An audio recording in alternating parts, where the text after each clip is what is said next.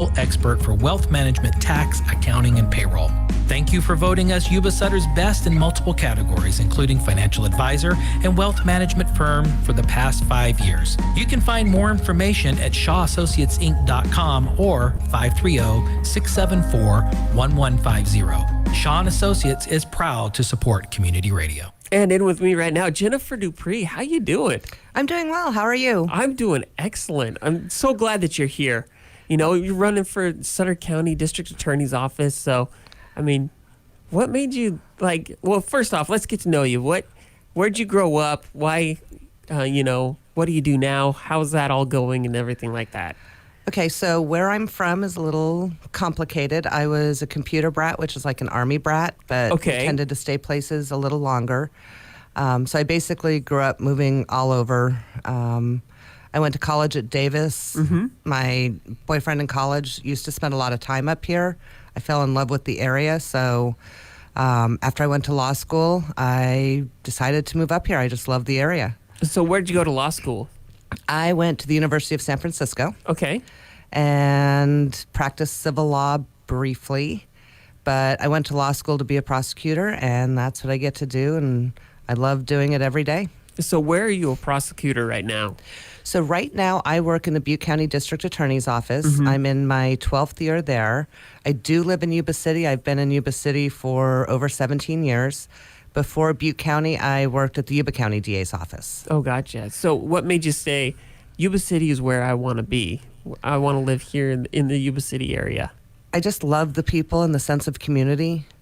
I mean, this community will pull together like nothing I've seen before. And the people are just amazing. So I knew I would be happy here, and I absolutely have been. I love it here. Oh, that's great. So what made you throw your foot in, your shoe in, say, hey, I'm going to run for district attorney this year? Well, I ran before. Okay. And 8 years ago when we had, I think, 4 or 5 of us started running, I was in the runoff, but ultimately I did not win. So I've been sitting back watching for the last 8 years, and unfortunately, we need change. Okay. There's been a huge breakdown in communication between the DA's office and law enforcement, and neither one of us can do our jobs without the other. Right. Especially with the horrendous laws that are coming out of Sacramento. We need to be creative. We all need to be on the same page. Everyone is short manpower. So that's another reason we need to make sure we're all on the same page, not wasting time, not wasting energy, making sure that everyone is following the changing laws, and just keeping the community safe. I mean, I personally witnessed a very violent crime, and I had to work with law enforcement to fight the DA's office to file it. And trust me, I don't get witnesses like me. You know, I do not get good witnesses. If I had a deputy district attorney as a witness on this type of case, I absolutely would be like, yes, this is, right, the witness of a lifetime, and I would file that case. But we had to actually really push it, and that's a huge problem. That's not keeping our community safe. And so what, keeping our community safe, you work as a deputy district attorney in Butte County, correct? Yes. And so with doing that, and seeing all the changes that Sacramento has made as far as criminal prosecution goes, how do we keep our streets safe? I mean, there's so many things that have changed that are letting people out that you wouldn't think would get out of jail.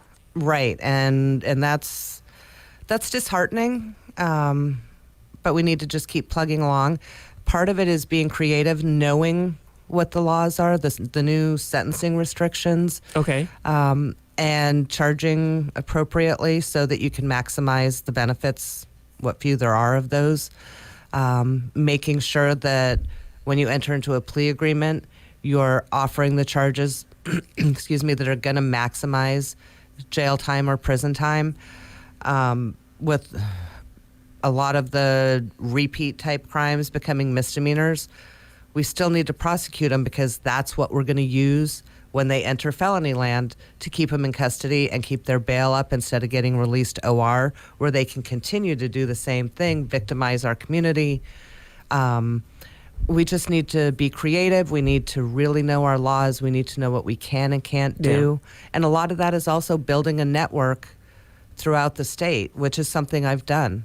I've done that working on some pretty major cases, working on the Campfire case, working on the Dixie Fire case, which I'm doing now. I'm working with district attorneys from all over the North State. A lot of the trainings I go to, I make sure I meet people from other counties so that I have contacts everywhere I need to be. And then the California District Attorneys Association has a ton of resources, and you have to make sure you use those as well. Yeah, I don't know how much detail you can get into, like with the Campfire case and things like that. But I mean, what have you seen working in those cases that, you know, some of this has to be extremely heart-wrenching. It is, and we have to learn to compartmentalize as much as we can.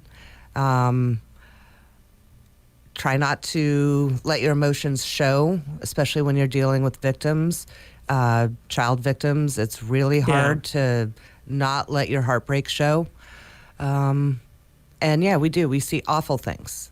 Working on the Campfire case, I was one of the 2 attorneys that presented the case to the grand jury that led to the indictment and conviction of PG&E on 84 counts of manslaughter. And I personally put on every bit of death evidence for all 84 of those victims.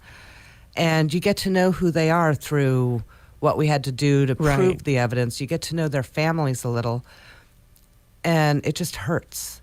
But that's why we do this job, is so that we can try and bring a little bit of justice to victims and witnesses. And you know, we can't prosecute every case. Sometimes the evidence isn't there to prove a case beyond a reasonable doubt. Right. But having a rape victim or a domestic violence victim or a child molest victim just hear us say, "We believe you," goes so far. And sometimes that's all they want. They just want someone to believe them. And so that's what we do our best to do, to really let people know we care and do our best to bring whatever justice we can to victims, families, witnesses. And so bringing all of your experience and I'm sorry, I think I just made you tear. I'm so sorry. I feel bad now. No, that's okay. Just thinking about past cases. So Yeah. yeah, we don't get to show emotion, you know, when we're working with the victims and witnesses, and you know, so we have to hold a lot in. And Yeah. I think most good prosecutors have a good healthy dose of PTSD. I bet. I can imagine. Therapy can be important, and that therapy could just be just letting it out in the car or whatever. Yep, and you know, talking to fellow prosecutors. Yeah. You know, people who understand what we're going through. So going through that, and so what type of changes do you want to see happen in our area in order to help us, you know, feel even safer in our community? A lot of people talk about like the homeless population being a big issue, or Absolutely. and things like that. What types of things do you want to tackle? So I absolutely do not want to criminalize homelessness. Okay. But that doesn't mean that a lot of their actions aren't criminal. And Gotcha. there are things we can do in the justice system that I guess we can try and minimize some of the impacts. There are state set up diversion programs. There's mental health diversion. There's veterans treatment court. There's veterans diversion. And that gives us some oversight with folks. And sometimes that's all they need to get back on track, to have someone who's there consistently showing that they care and helping them with resources to get them either back into housing or to help them find a job, and partners with probation and the VA administration working all together. We can do that. I did the collaborative courts in Butte County for over 2 years. And I personally saw people get out of homelessness just because someone cared and they had someone guiding them instead of just saying, well, you need to call X, Y, and Z. And for a lot of people, that's overwhelming. But if they have someone actually guiding them, and it's not going to solve the problem, but it's a start. And working with our community groups that are working so hard to address this issue, They are indeed. I think we can actually make a difference. And that's not being done right now. Yeah, with your work and everything that you do, as far as criminal offenses go, those who have created or who have done those criminal offenses, do you see that it becomes a repeat habit for them, or is it does. one and done? No, a lot of times it is repeat offenders. We call them rubber bandits because we end up with so many files. We have to rubber band them together. And a lot of that is because the changes in the law with a lot of the misdemeanors, they're basically no consequences. Our jails are too full because now they're also state prisons. Right. And so they just get let out after very little time. But we still need to keep prosecuting them because, again, it builds a book. Sometimes if it just gets them off the street for a night where they're not committing another crime, we have to look at that sometimes as a win. But, we also have to know the bail schedules. Right. And know how to, again, charge right so that we're keeping people in jail on the appropriate amount of bail and not letting people who are very dangerous out because you set bail too low because you didn't charge the case right or for whatever reason. I see. So with that, with repeat offenders, things like that, how do you think we can do this and so that they can change their mentality, they can change and get back on the right track, not committing the crimes that they do with things like that? Is there a way that we can kind of fix the justice system that way? Well, we need to fix the justice system via Sacramento. Right. And unfortunately, it's going the wrong way right now. I'm optimistic that will turn around soon. The diversion programs I mentioned, the drug court or recovery court, whatever people want to call it, a lot of times it's just showing caring. If some people, they're just happy doing what they're doing. Yeah. And we're not going to change that until they decide to change. But if they keep seeing that they're getting arrested, once a week, and they're getting charged with theft, and the laws have now made it hard to charge felony theft. It has to be over a certain dollar amount. Right. But eventually they're going to get over that dollar amount, and then we have a felony. Then we can have supervised probation until they hit the point where we can get them into prison. And one of the things that I'm seeing not happen is I'm seeing a lot of the theft crimes aren't being prosecuted. I've spoken to people who've had farm equipment stolen or farm property vandalized, and even when they can find the person, nothing's being done. And our economy depends on ag. Oh, yeah. And we have to take that very seriously. And again, it's part of protecting the community. Yeah, especially, start them out with the smaller crimes, get them on those smaller crimes so that when, they get caught, they get, justice is brought upon them, then they tend to not do the more major crimes. Everybody starts small, I feel like. Right. And, some people just decide that they're sick of being arrested repeatedly, and they don't advance to the felony level. Right. Some people start off at the felony level. Everyone's different, but we need to aggressively prosecute everyone we can. And there's always going to be some cases that we just can't prosecute, but we need to try. We need to make strategic decisions working with our law enforcement partners to figure out, okay, how are we going to get the most bang for the buck and still keep the community as safe as we can? And again, that's something I'm seeing not happening. Gotcha. So what, in our last few minutes, what is it that makes you excited to run for Sutter County DA, to kind of try to put us all on the right track and to do the things that you see need to happen? What makes me most excited is also kind of sad, but just right.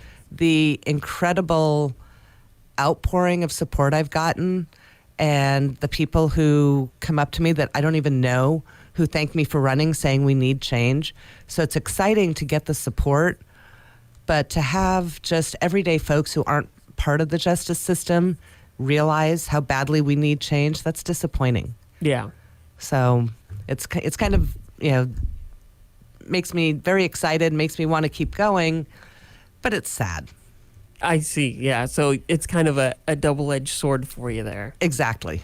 So, Jennifer, thank you so much for coming in and talking with me about running for Sutter County DA. So, when do the polls, when are they going to be voting for you, if they're voting for you, or just voting in general? And hopefully they will vote for me. Yeah. The election is June 7th. June 7th. So Yep. it's time to get going and start voting, I guess, huh? Yep. All right, Jennifer, thank you so much for coming in today. Thank you. My pleasure. It's been fun. This community interview is made possible by Shaw and Associates. I'm Dave Shaw, President and CEO of Shaw & Associates. For over 65 years, Shaw & Associates has been your trusted local expert for wealth management, tax, accounting, and payroll. Thank you for voting us Yuba Sutter's best in multiple categories, including financial advisor and wealth management firm for the past 5 years. You can find more information at shawassociatesinc.com or 530-674-1150. Shaw & Associates is proud